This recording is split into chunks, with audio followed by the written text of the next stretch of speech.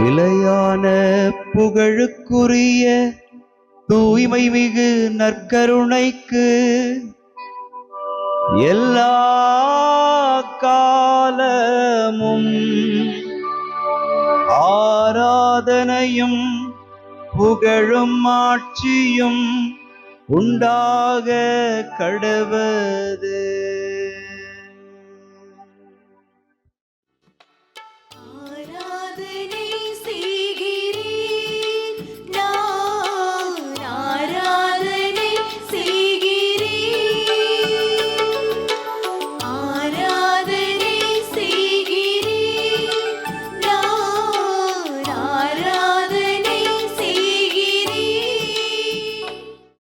ஆண்டவருக்குள் பிரியமான சகோதர சகோதரிகளே, இன்று மே மாதம் 28ஆம் தேதி செவ்வாய்க்கிழமை. ஆண்டவருடைய பரிசுத்தமான இரக்கம் நிறைந்த இந்த நல்ல நாளில் ஆண்டவர் கொடுத்திருக்கிற ஆசீர்வாதங்களை உணர்ந்து நாம் பயணித்து கொண்டிருக்கிறோம். அதற்காக நன்றி செலுத்துகிறோம்.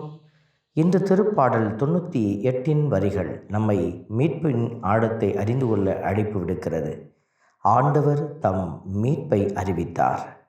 பாடி ஆண்டவரை புகழ்கிறோம். ஆண்டவர் தம் மீட்பை அறிவித்தார், மீட்பை அறிவித்தார்.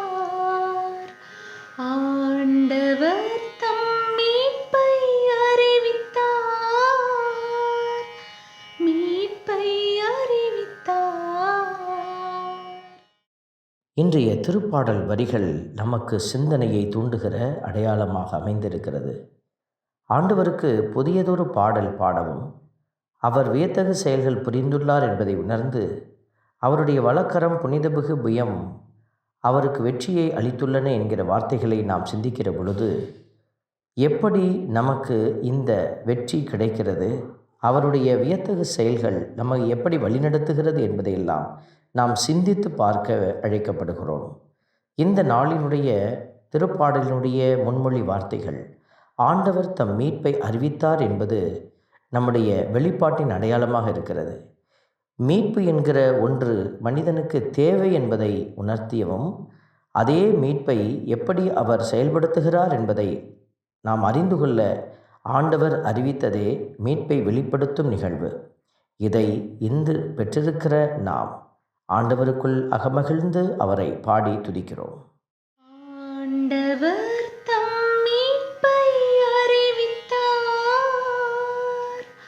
மீட்பை அறிவித்தார்.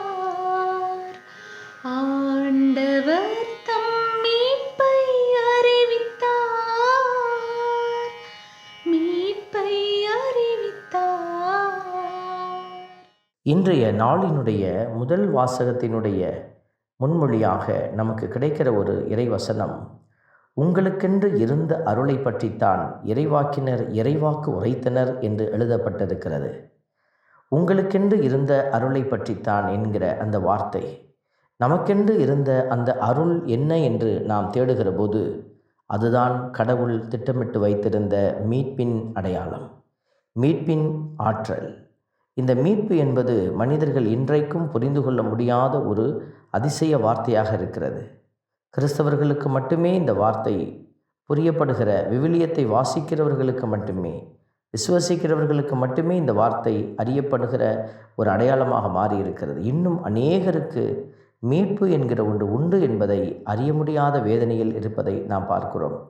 ஆகவே தான் ஆண்டவருடைய வார்த்தை சொல்லுகிறது, பிற இனத்தாருக்கு இந்த நீதியை ஆண்டவர் வெளிப்படுத்தினார் என்றும், இஸ்ரேல் வீட்டாருக்கு வாக்களிக்கப்பட்ட தமது பேரன்பையும் உறுதிமொழியையும் அவர் நினைவு கூர்ந்தார் என்றும் எழுதப்பட்டிருக்கிறது.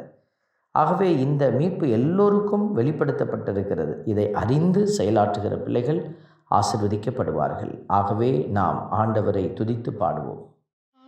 ஆண்டவர் தம் மீட்பை அறிவித்தார், மீட்பை அறிவித்தார். ஆண்டவர் தம் மீட்பை அறிவித்தார், மீட்பை அறிவித்தார். அன்பின் பரமபிதாவே, நன்றியோடு உம்மை துதிக்கிறோம், உம்மை ஸ்தோத்தரிக்கிறோம், உம்மை ஆராதிக்கிறோம். நீர் எங்களுக்கு அருளிய விடுதலையை இதோ நாங்கள் கண்டுகொள்ள எங்களுக்கு ஞானத்தை தந்து வழிநடத்தினீரே, அதற்காக நன்றி செலுத்துகிறோம். இந்த ஆசீர்வாதம் குடும்பத்தில் இருக்கிற ஒவ்வொருவருக்கும் கிடைக்கும்படியாக, இன்னும் இந்த நாட்டில் இந்த உலகத்தில் வாழ்ந்து கொண்டிருக்கிற எல்லா பிள்ளைகளும் நீர் தருகிற மீட்பின் அடையாளத்தை அறிந்து அவர்கள் அதன்படி வாழ்ந்து வெற்றியடைய கிருபை செய்வீராக. உம்முடைய பேரிரக்கத்திலே எங்களை ஒப்புக்கொடுத்து செபிக்கிறோம். ஆமென்.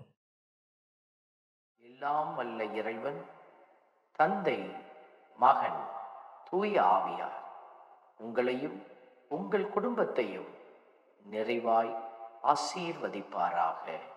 ஆமென்.